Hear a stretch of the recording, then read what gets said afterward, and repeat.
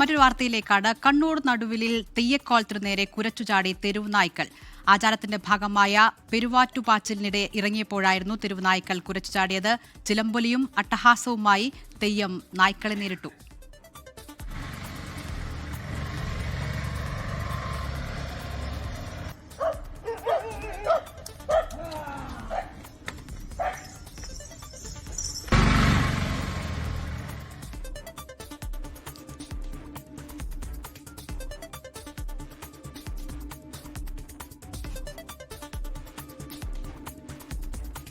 കുമാറാണ് വിവരങ്ങളുമായി ചേരുന്നത്. അജീഷ്, വളരെ രസകരമായ ഒരു കാഴ്ചയാണ്.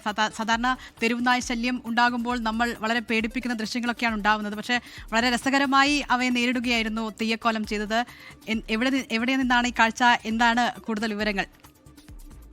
അതില്ല, എന്തായാലും തെരുവുനായ്ക്കളുടെ ശല്യം കാരണം ദൈവങ്ങൾക്ക് പോലും റോഡിൽ ഇറങ്ങി നടക്കാൻ പറ്റാത്ത ഒരവസ്ഥയാണ്. ഇത് പുലർച്ചെ പെരുവാറ്റിനിറങ്ങിയ തെയ്യത്തിന് നേരെയാണ് ഈ തെരുവുനായ്ക്കൾ കുരച്ചു ചാടിയത്. ഇതോടെ ചിലമ്പും അട്ടഹാസവുമായി തെയ്യം തന്നെ ഈ തെരുവുനായ്ക്കളെ നേരിടുകയായിരുന്നു. കഴിഞ്ഞ ദിവസം ഈ നടുവിൽ ബാലവാടിക്ക് സമീപമാണ് ഈ സംഭവം നടന്നത്. പുലർച്ചെ ഈ തെയ്യം കെട്ടിയാടിയ സ്ഥലത്ത് നിന്നും അകമ്പടിക്കാരോ വാദ്യക്കാരോ ഇല്ലാതെ ഒറ്റയ്ക്കാണ് ഈ തെയ്യം ഇവിടങ്ങളിലെത്തി തിരിച്ചു പോരുന്നത്. അതാണ് അവിടുത്തെ ചടങ്ങ്. മുമ്പ് കാലങ്ങളിൽ ആൾപെരുമാറ്റമില്ലാത്ത നാട്ടുവഴികളിലൂടെ നേരിയ വെളിച്ചത്തിൽ വേഗത്തിൽ പായുകയാണ് ഈ പതിവ്. ഇപ്പോൾ റോഡുകൾ ആയതോടെ വാഹനങ്ങളും കാൽനട യാത്രക്കാരും ഒക്കെ ഈ തെയ്യത്തിന്റെ യാത്രക്കിടയിൽ ഈ വന്നു പോകാറുണ്ട്. എന്തായാലും കഴിഞ്ഞ ദിവസം പതിവ് പോലെ ഈ ചുഴലി ഭഗവതി ക്ഷേത്രവും അതേപോലെ പൊള്ളാലിടവും സന്ദർശിച്ച ശേഷം ഇട റോഡിലൂടെ ഒരു സ്ഥലത്തേക്ക് പോവുകയായിരുന്നു ഈ തെയ്യം. അപ്പോഴാണ് 3 തെരുവ് നായ്ക്കൾ അപ്രതീക്ഷിതമായി ചീറിയെടുത്തത്.